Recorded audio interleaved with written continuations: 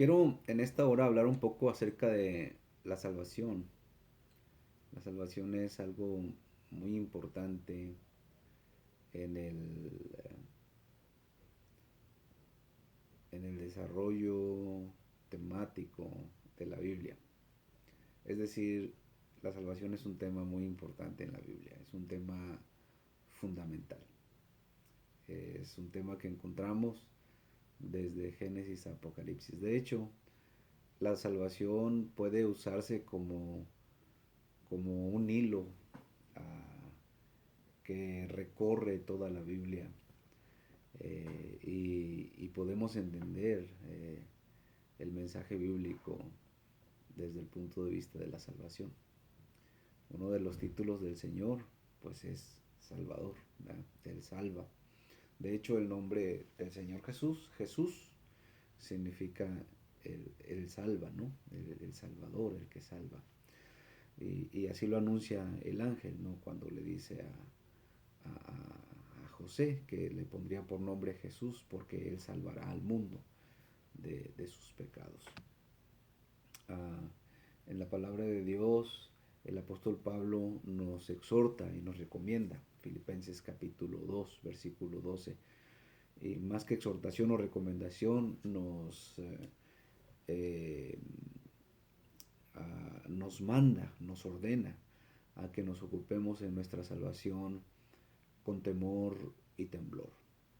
Y es que la salvación no es cualquier cosa. La salvación, a lo mejor porque estamos familiarizados con el tema o porque usamos la palabra salvación en una forma muy corriente, desestimamos su valor, no apreciamos el valor de la salvación. Sin embargo, la salvación es muy grande. De hecho, en la epístola a los Hebreos se nos advierte, ¿no? Y se nos dice que cómo escaparemos nosotros si descuidamos una salvación tan grande, eh, eh, dando a entender con ello la importancia de la salvación. Y es tan importante que no debemos descuidarla, no debemos a menospreciarla, no debemos malbaratarla, tomarla a la ligera como algo sin valor. La salvación es tan grande que Dios movió cielo, mar y tierra, literalmente, para llevar a cabo su plan salvador.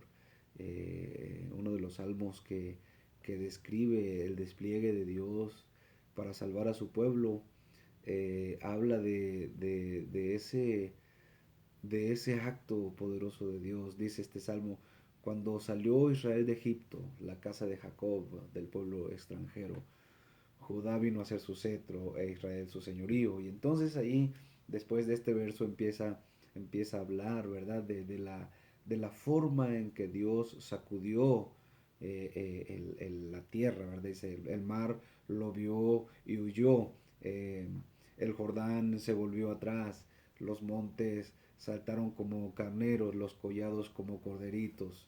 Y pregunta el salmista en una forma maravillosa: ¿qué tuviste, oh mar, que huiste? Y tú, oh Jordán, que te volviste atrás.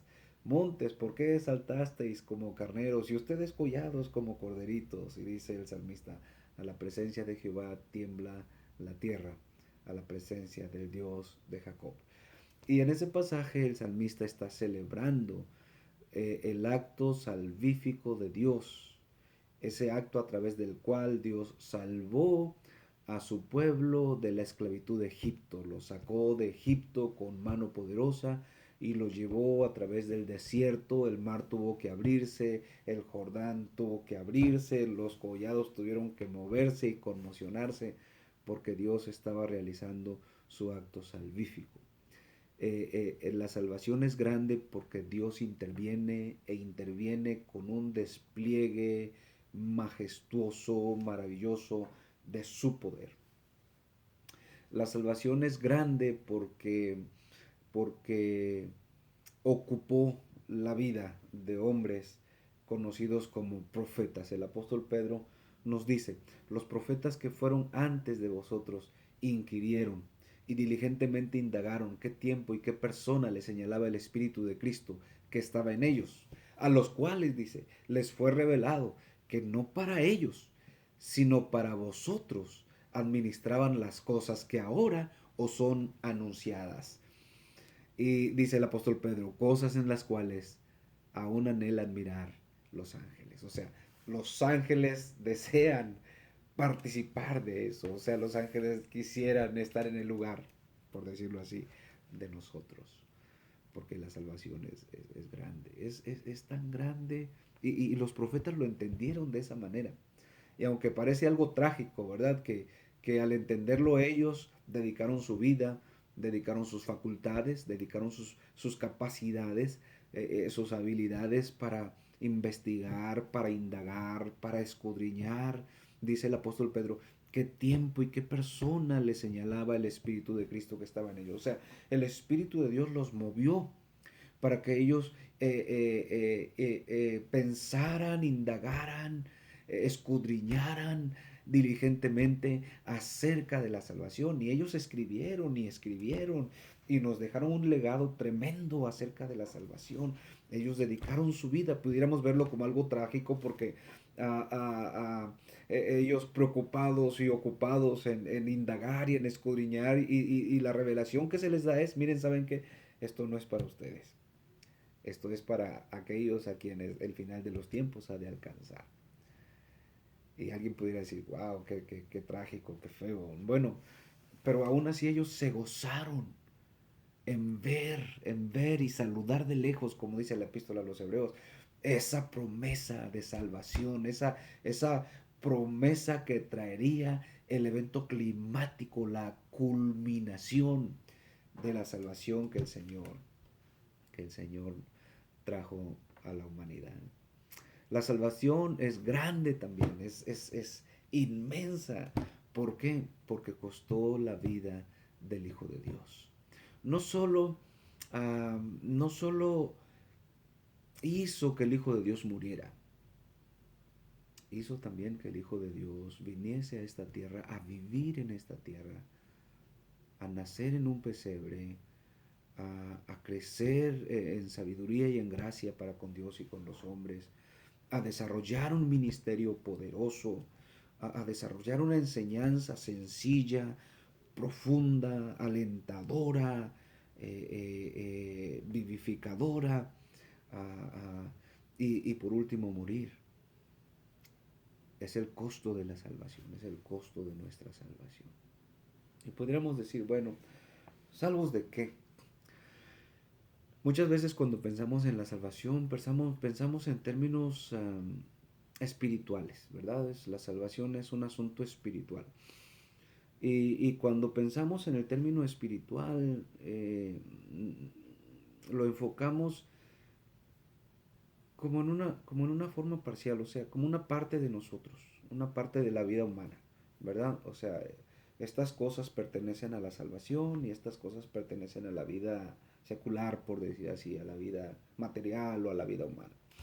Este, como si la salvación fuese un apartado de la vida humana, de la vida de nosotros como individuos, ¿verdad? Yo tengo mi vida y gracias a Dios por mi salvación. Pero, pero en la Biblia encontramos que la salvación implica no solamente el aspecto que nosotros llamaríamos espiritual, sino todos los aspectos de la vida humana.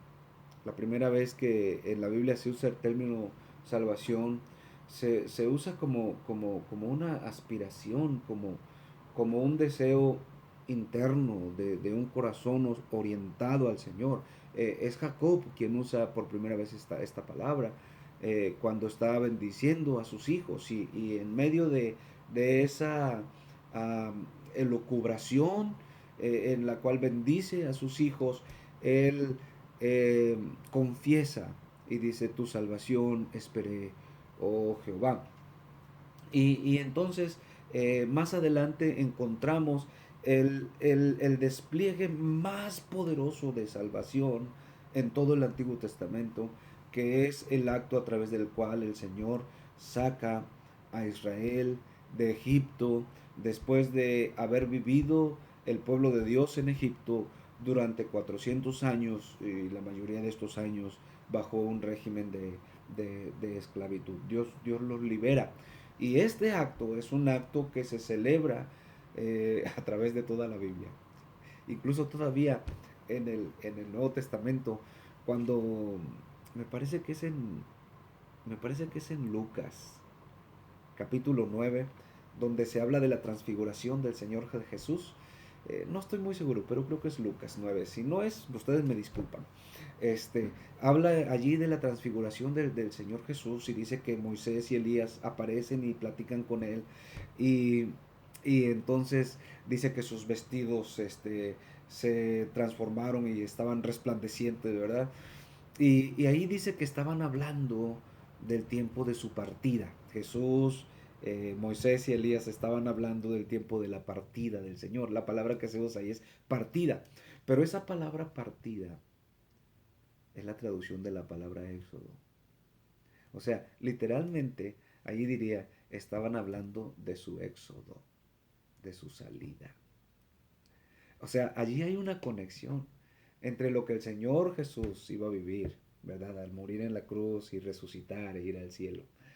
Y lo que se dio allá en el Antiguo Testamento, donde Dios saca a su pueblo de Egipto.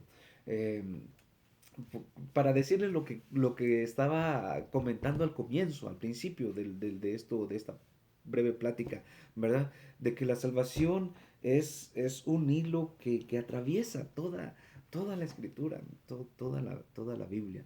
Así que el Éxodo es el acto salvífico más prominente del Antiguo Testamento, y el Éxodo sin duda alguna señala a Cristo, señala al acto de Cristo. Nosotros como pueblo de Dios también tuvimos nuestro éxodo, perdón, o debemos tener nuestro éxodo, el éxodo, la salida del pecado, la salida de Egipto para venir a el Señor, ¿verdad? A la nueva Jerusalén, hacia donde nos estamos dirigiendo. También se usa el término salvación para decir cómo Dios salvó a su pueblo de sus enemigos. Dios usó a caudillos, Dios usó a líderes, a gente, algunos guerreros, otros profetas, otros de otra índole, ¿verdad? Pero Dios los usó, por ejemplo, a Sansón, a Jefté, a esos hombres del libro de los jueces, para traer salvación a su pueblo, ¿verdad? Eh, la palabra de Dios, por ejemplo, en el libro de Salmos, capítulo 9 versículos 13 y 14 habla también de la salvación de Dios en ese caso, hacia la persona que ora al Señor, ¿verdad? Que el Señor los salva de una enfermedad. Entonces, la salvación no es algo que solamente se orienta a nuestra vida en cuanto a que somos entes espirituales o nuestra vida interna, nuestra vida interior. No, no, no. La salvación tiene que ver con todo nuestro ser, con todo lo que nosotros somos. Es una salvación grande, grande porque Dios participa, grande porque Dios mueve cielo, mar y tierra, es grande porque hombres grandes y tremendos dedicaron su vida y todas sus facultades al escrutinio de esto, es grande porque costó la vida del Hijo de Dios, es grande porque ha sido anunciada esta salvación con señales, maravillas y prodigios, y porque es grande, nosotros debemos ocuparnos de ella con temor y temor. Eh, Muchas gracias por su atención. Por favor, compartan este video con todos sus contactos. Siéntanse libres de hacerlo. Si les gusta, denle un like o algún comentario que quieran ustedes poner.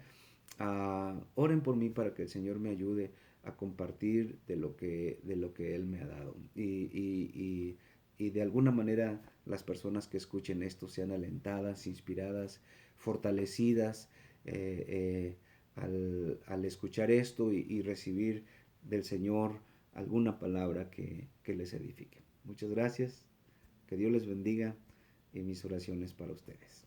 Amén.